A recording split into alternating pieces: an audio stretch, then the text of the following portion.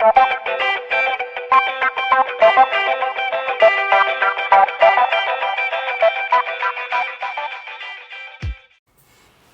guys! So if you're watching this is my first video, and this is gonna be my YouTube channel about my journey through having a vertical sleeve gastrectomy, and then maybe like anything else. I love to do makeup, Halloween makeup, all that like gory fun stuff, and maybe like pranks on my boyfriend or something. I don't know, we'll see what it turns into. So I wanted to let you know that I did have the vertical sleeve gastrectomy October 27th, 2020. Today is my 1 week post-op day. So I just wanted to talk to you guys about the whole process and what it was like, because I was trying to film, or I wanted to film the day of surgery and stuff, but I was so nervous and I couldn't even like get myself to do it. I had to keep my stuff with my mom. They only let my mom back for like 10 minutes. So it wasn't gonna be a good video. So if you wanna stay tuned, keep watching. Okay, so let's say 2 weeks pre-surgery, they had me go on a, not liquid diet, but kind of a liquid diet. So it was 2 protein shakes a day and 1 meal. So sorry, my allergies are so acting up right now. So 2 protein shakes a day, 1 meal. They said a good meal.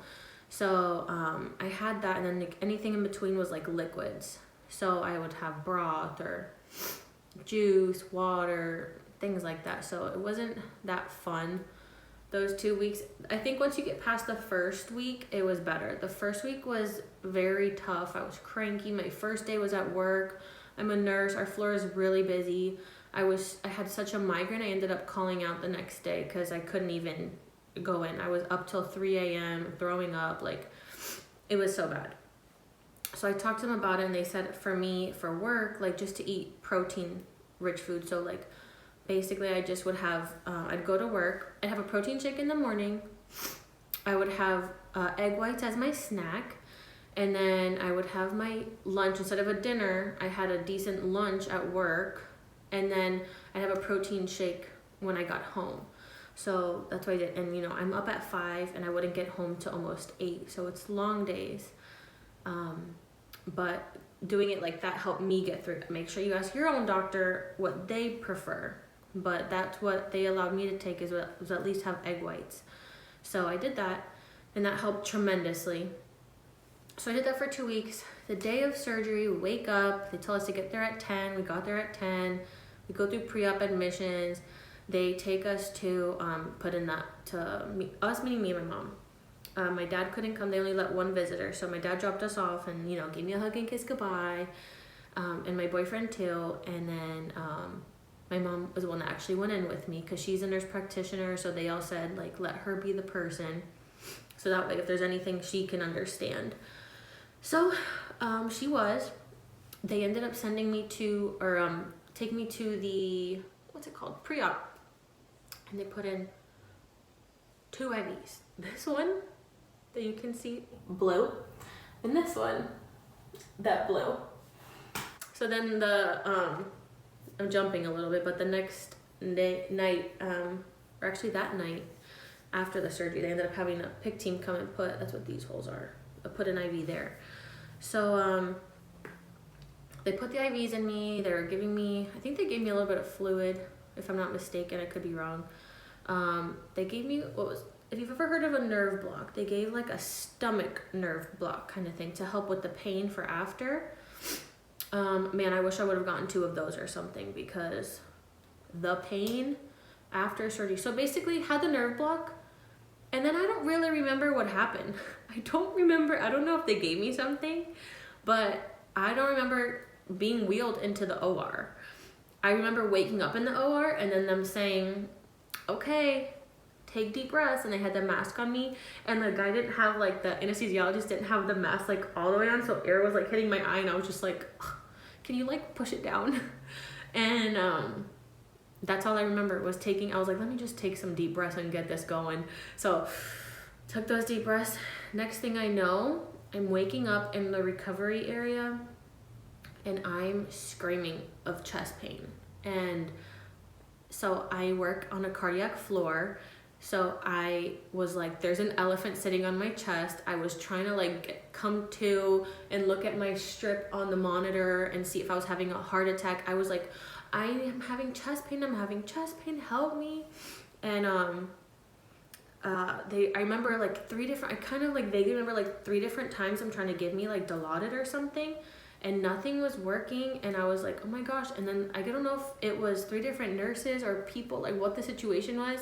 But then at the end, I do remember grabbing the nurse's arm and saying, help me. I work on a cardiac floor. Am I having a heart attack? I'm having so much chest pain.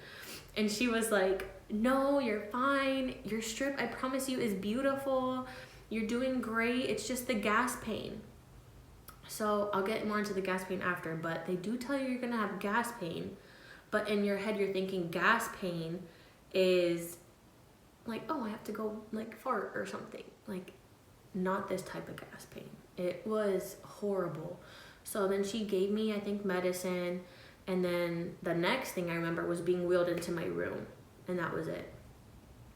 And then apparently my mom had to fill in the blanks. My mom had been waiting for me at this point. So they said I had to get there at 10, like I said. They had said that my surgery was going to be at 12:50. And then by the time I got to my mom, it was like, she said it was around 6. So everything had gone well though. So I don't know how long I was in post-op or what time I was even wheeled into the OR, because like I said, I don't remember. And so my mom filled in the blanks after we got into the room that apparently like her and the nurse got me up and I was like wobbly. They helped me put on a faja. What's the word in English? Like what you wear like when you want to lose weight on your waist, like a girdle or something like that. Like the Velcro one. So they put that on. I peed. And then apparently my mom said we walked around and I don't remember.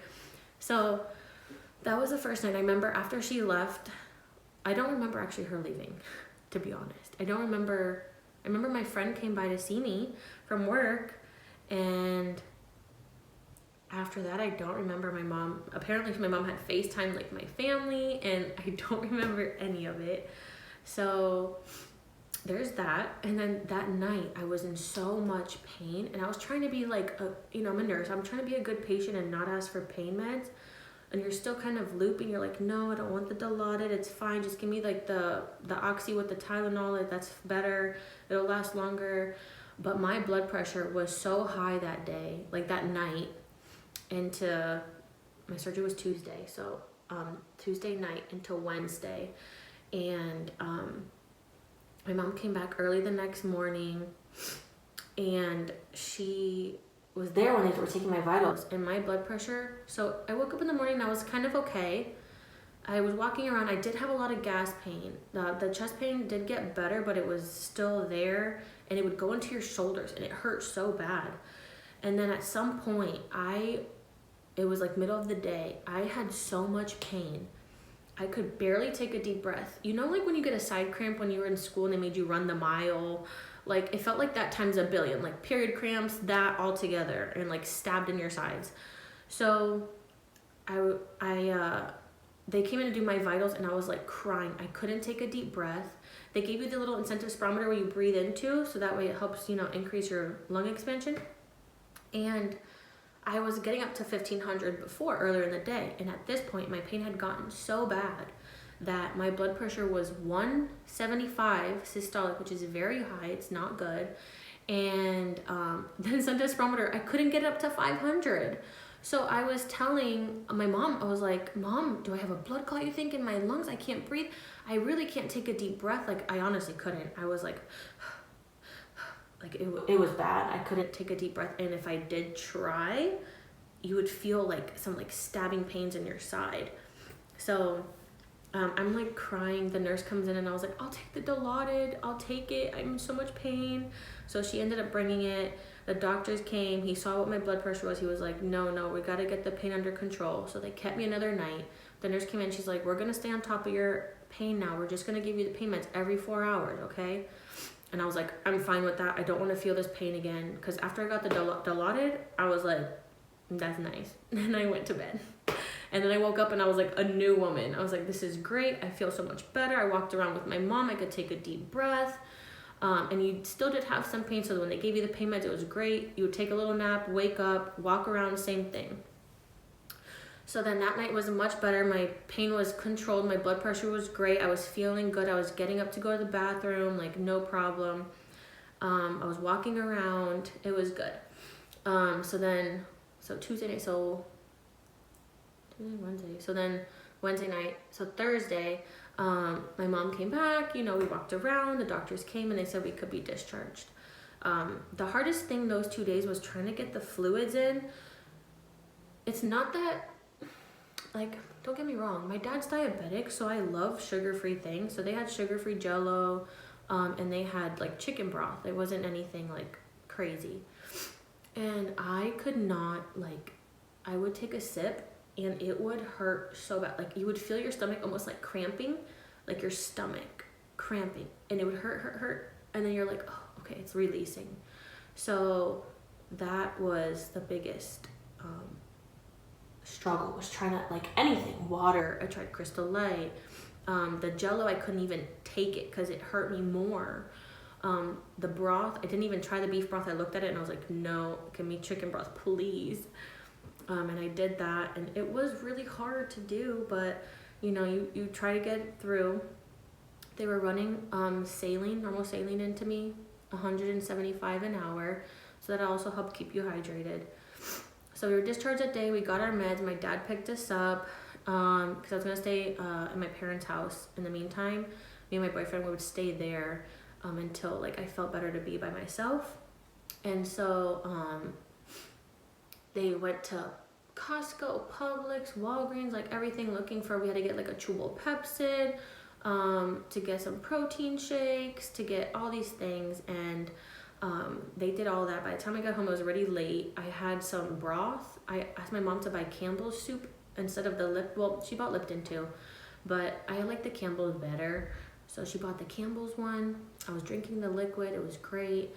And then went to bed. And so since then, every day, it's just been dealing with incisional pain now. It's not a gas pain. Thank God I don't ever want to feel that again. But it's an incisional pain, and it hurts so bad. Like, there's this one spot that it, like, right now it's hurting me and I'm kind of bracing. I'll try to show you. This one hurts so bad. Like, these are the rest. But this one is apparently where they took out my stomach and they put like a internal stitch, and it hurts so bad. Like, I'd rather have this pain though than that gas pain, but this little incision, I'm like, oh my. If it could, the other ones look worse, or like this side one looks worse, doesn't hurt, but that little one hurts so bad. So every day I've been trying to progress. I got popsicles. I had 3 days of clear liquid, and then after 3 days I went to full liquid so I could have like the protein shakes, and they let me, it says on my list I could have yogurt, so I got a protein yogurt. I tried this yesterday. I got a split pea soup from 2J's. I watered it down, my parents and I, and my boyfriend doesn't like soup. And I kind of like strained half of the soup that I was gonna eat, and then the other half didn't, because it's like texture of applesauce, and applesauce, that's my like go-to, because I can handle that so well. And you do have to eat really slow. It's not, you can't eat like you did before. You have to stop drinking like 15 minutes before you eat, and then after you eat, you can't drink till 30 minutes after.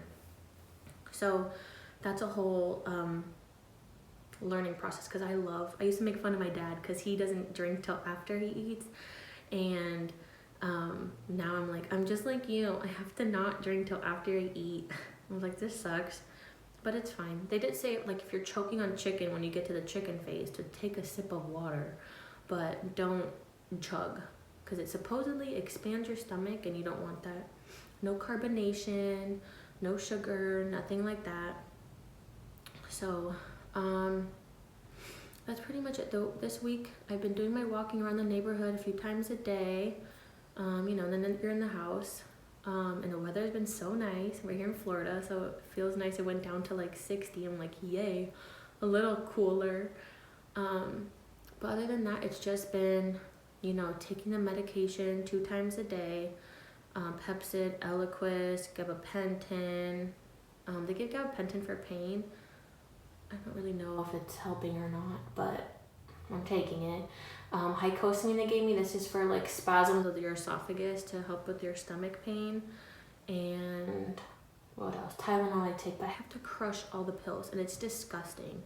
I put it in applesauce, but now I feel bad for my patients when I gave them crushed meds. And I would try to make it best to be like 1 bite and then give them 2 bites of good applesauce. But man, I'm like, this is horrible. So it's a new perspective being on this side of things. And like, this is all like GI and I know nothing about it. Like I'm on a cardiac floor, like since I started nursing, and I had I don't know about this GI world. I just, you know what you learned from school, but not in depth like you learn when you're on the floor working with the doctors and everything. But my friend came to visit. Then we ended up, she straightened my hair, which I've been using dry shampoo, so don't judge. I just don't want to do it. And then my parents and I and my boyfriend, we all came back home to like our home, and we passed out candy to trick-or-treaters, but we just like set up chairs so I didn't have to be up and down, just sitting, and I could just, here's your candy. So that was cool. There wasn't that many trick-or-treaters this year because of COVID, but in Halloween we love to like have a party. We didn't have a party. We didn't want to be, you know, those people that might increase the spread. But what else? Pain, food, meds. They do have me on a blood thinner, Eliquis, twice a day for 2 weeks. If you're on birth control, I think don't quote me on it, but I think you have to wait a month to go back on it. So I'm not taking, and then I had to stop that a month before the procedure too, or the surgery too. So I did stop that. And I think that's what I can shower. I can wash it with soap and water. I cannot go into no pool, no beach, no bathtub, nothing like that. Just a regular shower is fine. I think that's pretty much it. I really try to not keep my things tight on there. I had that little faja on this whole time, but I've been having it off for like the last 2 days. So I think that's pretty much it. And my dad came in and ruined the video. No, I'm just kidding. So I think that's pretty much it. If you guys have any questions, like comment below, let me know. Subscribe to my channel. I don't know which side the button is. Subscribe to my channel. I'm gonna try and keep posting like a weekly video to see how I'm doing. Oh, I'm off of work, by the way, for a month too. They said I can't lift for more than 4 weeks. So I took FMLA for the first time. It was such a process, but it's 4 weeks. So I go back like Black Friday to work. So I'm gonna be trying to keep posting if I can. And see how that goes. And you guys comment any questions you have below. I'll put my Instagram on there too. I do have it private for right now, but I'm kind of just nervous for people to see me, but I'll accept you. So let me know, and if you guys have anything, please comment. Thank you. Bye. 3, 2